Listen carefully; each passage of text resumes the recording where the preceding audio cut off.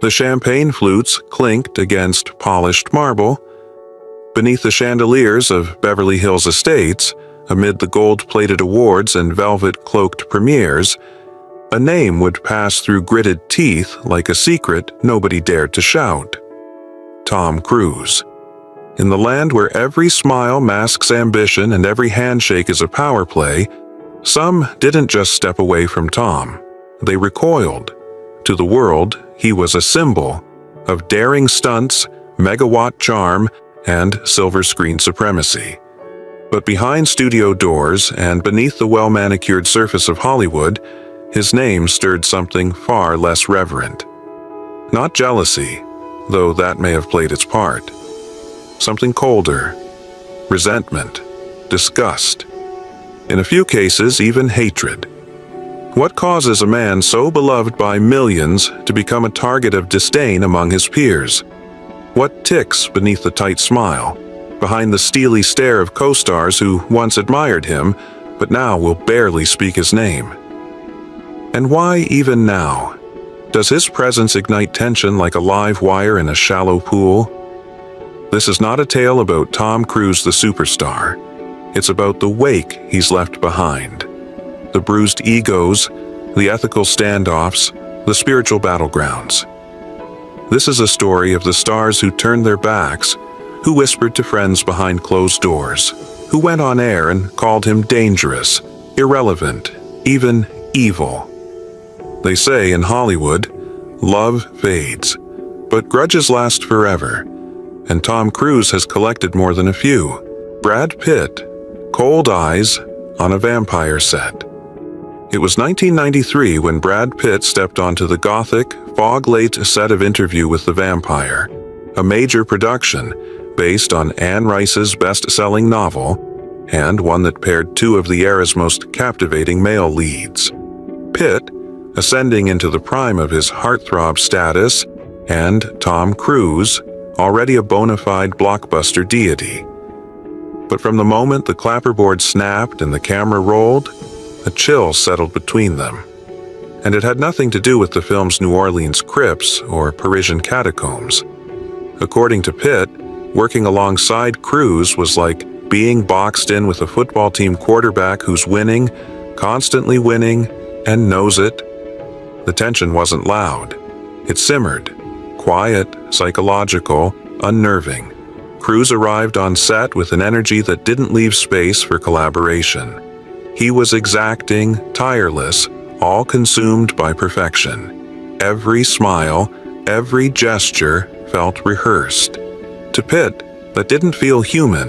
It felt engineered. There was no shouting, no broken chairs, but there was a silence, a constant, humming silence, one that, in retrospect, Pitt likened to feeling miserable. Filming was excruciating. The makeup, the hours, the constant darkness. But what lingered most wasn't the fake blood. It was Cruise's omnipresent need to dominate the frame. Not just in the script, in the air around him. Pitt wouldn't fully unload his thoughts until years later. In a moment of unexpected candor, he confessed, "You gotta understand, Tom and we walk in different directions." It was more than just creative differences. It was philosophical. For Pitt, acting was about discovery, spontaneity, vulnerability. For Cruise, it was control, velocity, repetition. And behind the scenes, when the cameras shut off, it didn't get better. Cruise rarely broke character. There were no long philosophical chats between takes, no bonding over bourbon. Cruise had an entourage, a system, a routine. Pitt, by contrast, was looking for something looser, something real, and found none of it there. The film went on to gross over $220 million worldwide. But to Pitt, it wasn't a victory. 6 months in the fucking dark, he once said. Contact lenses, makeup, I'm playing the bitch role. One of the worst experiences of my life. And Tom? He never publicly responded. He never had to. Cruise, as always, had already moved on to the next stage, the next headline, the next impossible stunt. But Brad never forgot that set. He didn't hate Cruz out loud. He didn't have to. His silence said it all. Brooke Shields, from baby gifts to bitter words. At first, their friendship shimmered with old Hollywood gloss. In the 1980s, Brooke Shields was America's eternal ingenue, while Tom Cruise was scaling the Hollywood ladder 2 steps at a time. They weren't close, but they were friendly, acquainted through the same corridors of fame. In fact, when Brooke gave birth to her daughter in 2003, Cruise sent her a gift, a delicate floral arrangement and a card congratulating her on the new arrival. But 2 years later, that pleasantry dissolved in a matter of seconds, live, in front of millions, when Cruise sat across from Matt Lauer on the Today Show and obliterated any notion of subtlety. He wasn't just promoting War of the Worlds. He was on a mission, and he had chosen psychiatry, antidepressants, and Brooke Shields as his battleground. Cruise scoffed at the idea that Shields had taken medication for postpartum depression. He dismissed her suffering, saying she had been misinformed and that psychiatry itself was a pseudoscience. There is no such thing as a chemical imbalance, he insisted, growing agitated. I know the history of psychiatry. And that's what I'm saying. Brooke Shields doesn't understand the history of psychiatry. To most viewers, it was a shocking overreach. To Brooke, it was something far more personal. She didn't scream. She didn't curse. Instead, with the same composure that had carried her through decades of fame, she responded with razor-edged dignity. Tom should stick to saving the world from aliens and let women who are experiencing postpartum depression decide what treatment options are best for them, she said. But beneath the quip was a wound. Shields had spoken openly about her depression, how she felt disconnected from her child, how dark the days had gotten. For someone she once called a friend to publicly humiliate her for seeking help felt like a betrayal dressed in self-righteousness. And the feud lingered. Not just in headlines or late-night jokes.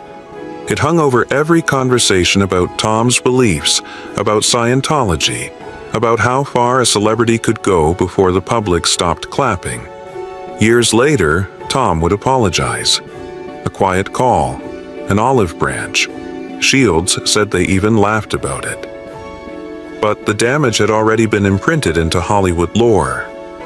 His words weren't just a critique, they were a crack in his reputation, a flash of something colder beneath the movie star grin. Because in that moment, Tom Cruise wasn't just a friend.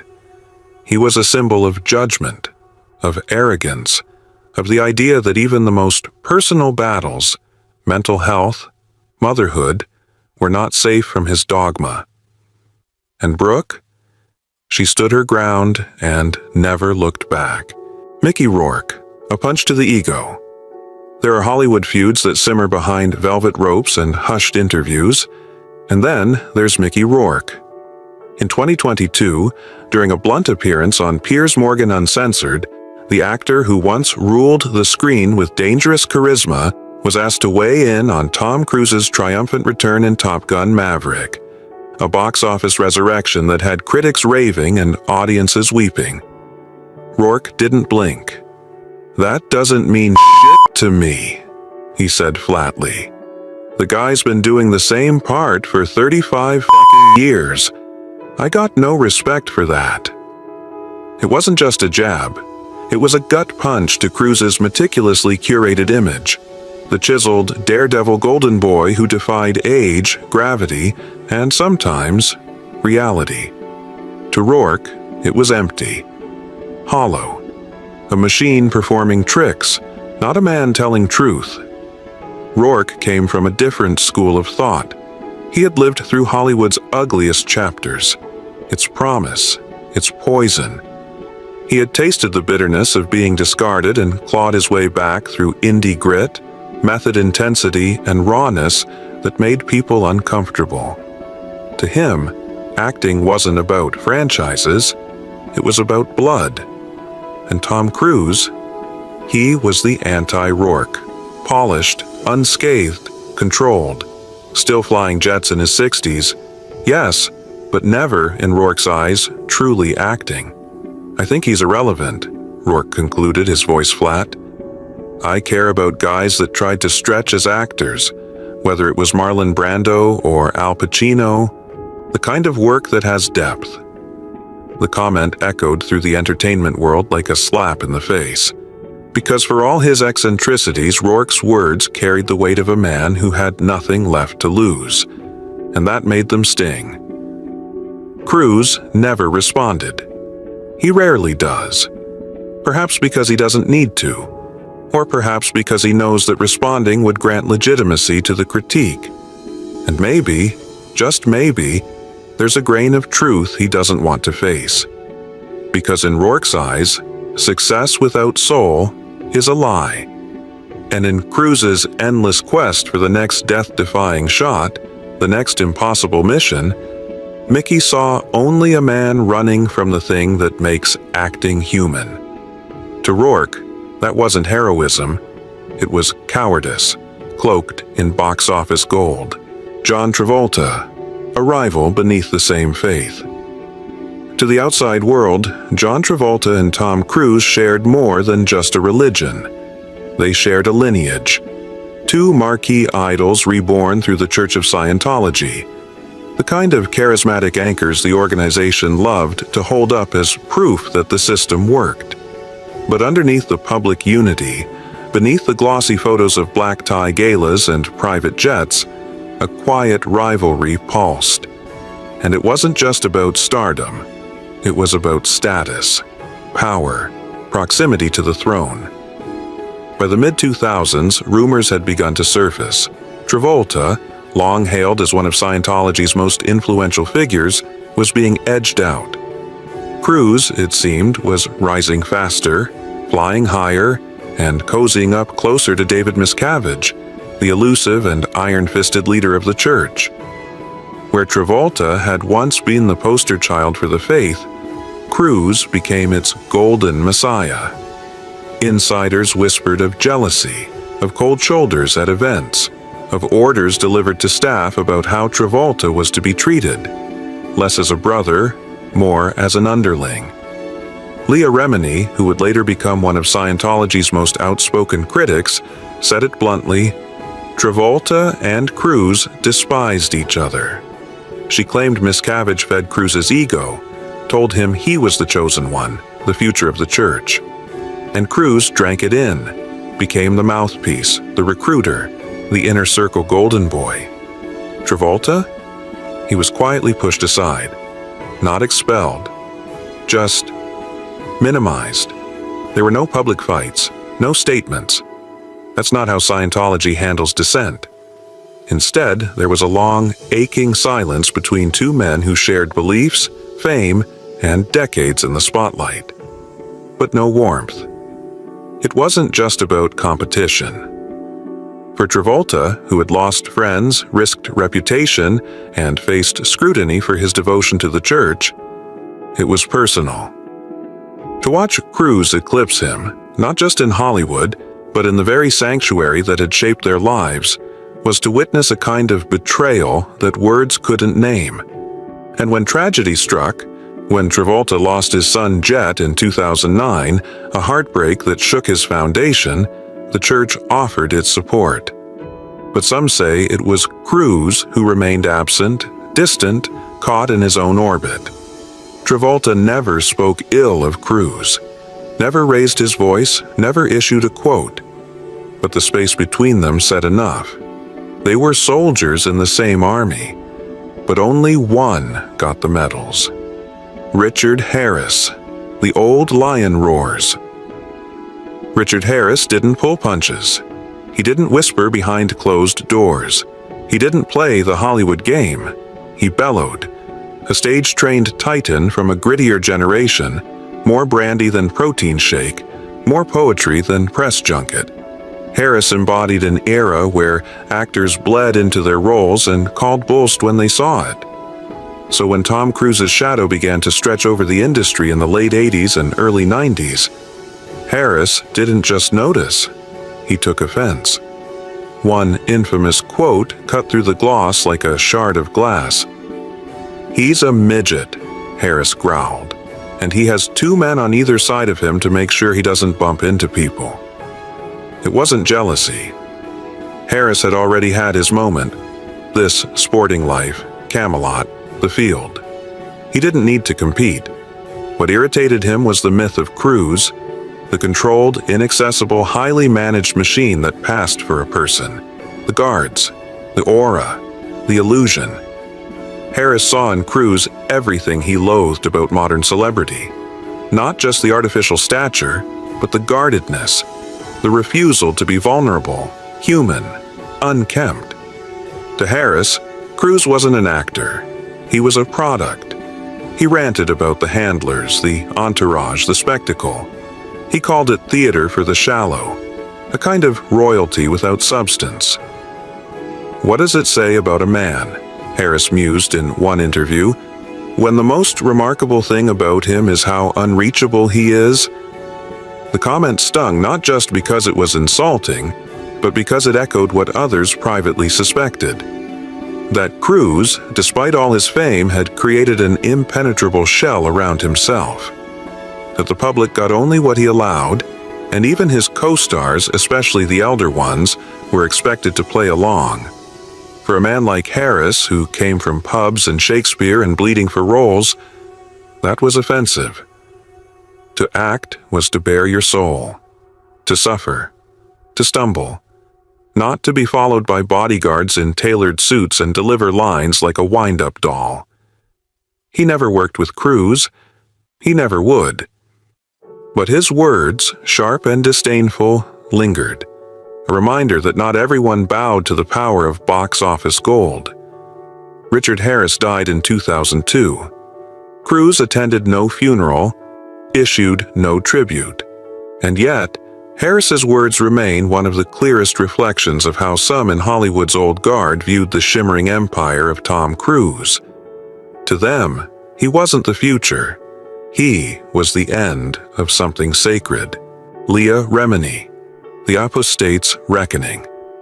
Leah Remini was once a believer, not in passing, not casually. She was deep in it, the kind of Scientologist who memorized the doctrine, protected the faith, defended its leaders. And in that world, Tom Cruise wasn't just a fellow parishioner. He was legend, the highest profile, the ultimate example, the poster boy. But something changed. Remini's break from Scientology was a slow bleed. Questions became whispers. Whispers turned to exile. And when she finally stepped out, truly out, it wasn't just the church she turned against. It was its golden child. She didn't mince words. Tom Cruise is not a nice guy, she declared in interviews, in her memoir, and in her explosive docuseries Scientology and the Aftermath. People think he's this nice guy, but it's just not true. She called him manipulative, dangerous, second in command. In her eyes, Cruise wasn't simply a beneficiary of Scientology's power. He was an enabler, a key part of its machinery. A man who, behind closed doors, wielded the faith like a weapon, protected by its secrecy, empowered by its hierarchy. Remini described how members were ordered to pamper Cruise, to serve him hand and foot, to fulfill his every whim. She claimed his staff were Scientology operatives, chosen not for their skills, but for their obedience. One account detailed Cruise exploding over the way cookies were arranged on a plate.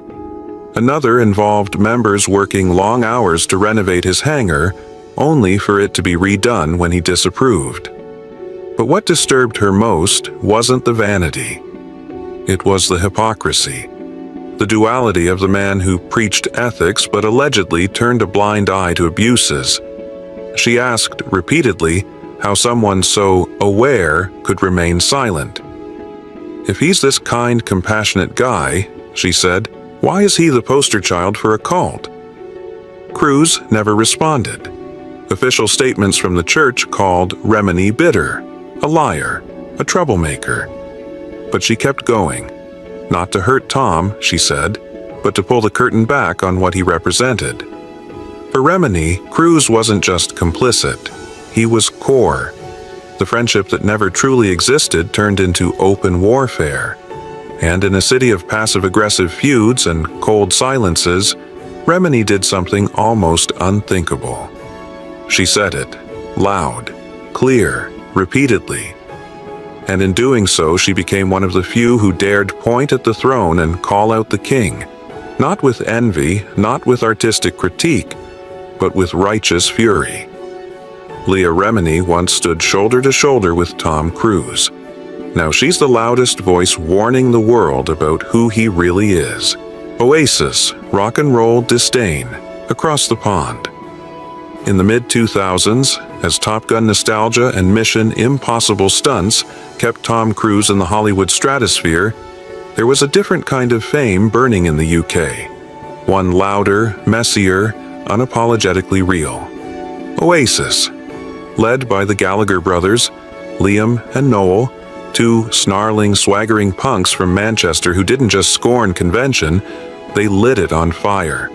Their music packed stadiums. Their mouths packed punches. And in 2007, their target wasn't another rival band or British tabloid. It was Tom Cruise. In their tour documentary, Lord Don't Slow Me Down, Noel, ever the sardonic observer, declared, "Has Cruise made a good film in the last 20 years? No, he tossed the judgment like a beer can out a moving car. He's an idiot." Liam, less poetic but more visceral, took it further. "I hate that bastard," he snarled. "He's a cocky little fucker." The disdain was nuclear, not rooted in personal betrayal or a botched film project. Just raw, seething contempt for what the Gallaghers saw as everything wrong with American celebrity. To them, Cruise wasn't an actor. He was a smirk, a walking marketing campaign in aviators and lifted shoes. They hated the shine, the polish, the godlike status bestowed by an industry they had no use for. It wasn't just Cruise, it was what he represented. Control, perfection, artificiality. Everything Oasis stood against. And yet in 2025, almost 2 decades after the insults echoed through indie film circles, something surreal happened. Tom Cruise showed up. Not on a red carpet, not in disguise. He attended an Oasis concert, sat in the VIP section, smiled as Liam barked into the mic, watched as Noel riffed on the guitar. He came, unbothered, or perhaps making a statement of his own, that he didn't care, or that time had dulled the edges. The press had a field day. Was it forgiveness? Ignorance? A power move? Or Cruise being Cruise, eternally above the fray, untouchable even when insulted? Noel was later asked about the moment. He shrugged. Maybe he likes Wonderwall. Who knows? But the legacy of their comments remains, frozen in time like a beer-soaked tabloid headline. Because for one moment in 2007, the kings of British rock took a swing at Hollywood royalty. And like most things the Gallaghers did, it was loud, unnecessary, and unforgettable. The lightning rod in the spotlight. Tom Cruise wasn't born a symbol. He became one. Through decades of studio grooming, myth-making, and relentless control, he evolved from the hungry young heartthrob of risky business into something far more complex, and, for some, far more alienating. He was tireless, committed, flawless in public, a superstar in the truest sense. But as his legend grew, so did the friction, because in Hollywood, perfection doesn't inspire unity, it breeds suspicion. To directors, he was a dream, punctual, driven, physically fearless. But to peers, especially those from grittier, looser, more instinctive schools of acting, he became a cipher. Always smiling, never slipping, never sweating. They couldn't see the man. only the brand. That brand, carefully manufactured and fiercely protected, didn't leave much room for imperfection or empathy. For Brad Pitt, it felt suffocating. For Richard Harris, infuriating. For Mickey Rourke, it was an insult to the craft itself. And then came the deeper currents, the ideological ones. With Scientology enshrining Cruise as its spiritual poster child, he became more than an actor. He became a representative, a recruiter, a figurehead. And for those like Leah Remini who knew what that title really meant behind the scenes, that made him dangerous. So the resentment hardened. Some quietly backed away. Others lashed out. A few, like Brooke Shields, smiled politely until the moment required a blade.